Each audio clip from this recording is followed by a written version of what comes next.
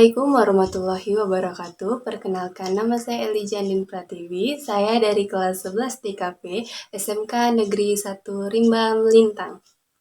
Apa sih yang kebayang saat kalian mendengar kata HIV/AIDS? HIV adalah sebuah penyakit yang menyeramkan atau sering disebut kutukan yang perlu disembunyikan karena merupakan sebuah aib. Terus gimana pandangan kamu soal orang dengan HIV/AIDS? Orang-orang yang perlu dihindari dan dikucilkan? Kalau iya, kamu mungkin telah terpengaruh sama pikiran negatif terkait HIV. Sadar atau tidak, pikiran negatif seperti ini justru bisa memperburuk pandangan dan pencegahan HIV/AIDS loh. Orang yang sudah terdeteksi pun akhirnya jadi sulit mengakses pengobatan karena khawatir akan perlakuan buruk dari orang-orang sekitar, terlebih dari orang terdekat seperti keluarga sendiri.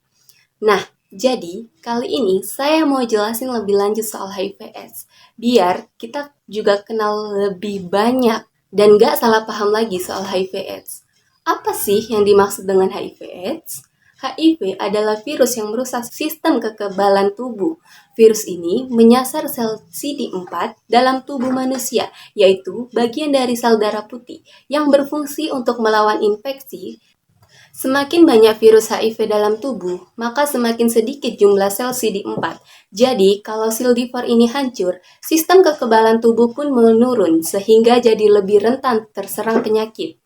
Proses ini umumnya enggak terjadi secara drastis, sehingga kalau terdeteksi sejak dini masih bisa dikendalikan dan dihambat dengan pengobatan yang tepat.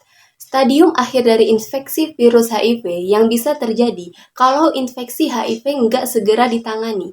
Kalau udah sampai kena tubuh, jadi nggak mampu lagi untuk melawan infeksi, yang ujung-ujungnya bisa berakibat fatal. Makanya, untuk mencegah penyebaran HIV, serta untuk mencegah pengembangan HIV menjadi AIDS, kita semua tanpa terkecuali perlu mengenal lebih lanjut mengenai penyakit yang satu ini. Mulai dari apa saja gejalanya, gimana penularannya, hingga pengobatannya. Yang ingin saya bahas adalah gejalanya nih. Kebanyakan orang dengan HIV nggak sadar kalau dia sedang mengalami gejala. Soalnya gejala awalnya tuh biasanya ringan banget, bahkan nggak terasa sama sekali. Kalaupun ada, gejalanya muncul itu biasanya mirip dengan gejala flu, makanya sering disebut sebagai flu-like syndrome. Yakni gejala yang ditandai dengan demam, lemas, dan kelelahan, sama nyeri pada otot-otot dan area kelenjar getah bening. Gejala ini bisa berlangsung selama 1-2 minggu sebagai tanda perlawanan daya tahan tubuh terhadap infeksi HIV. Terus, kalau dibiarin aja, infeksi HIV bisa berkembang ke tahap selanjutnya yang bisa berlangsung bertahun-tahun. Pada fase ini, orang dengan HIV bisa hidup tanpa gejala sekitar 5-10 tahun.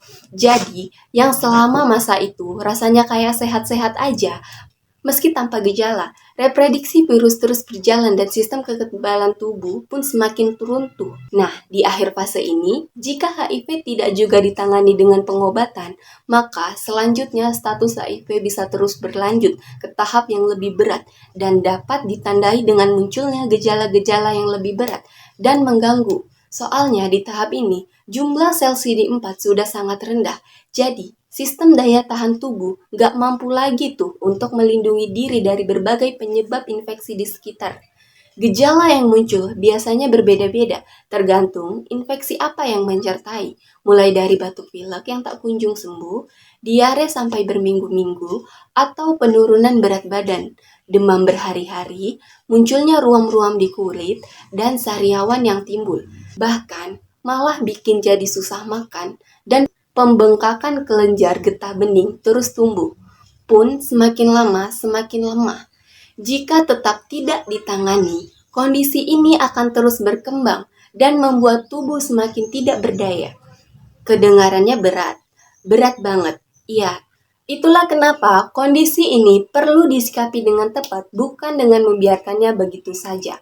Makanya, kita perlu melakukan langkah pencegahan yang benar, upaya deteksi dini, serta pengobatan yang sesuai.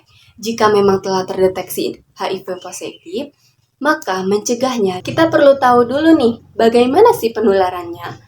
Pada dasarnya, penularan ini bisa terjadi melalui hubungan seks, baik melalui vagina atau anus.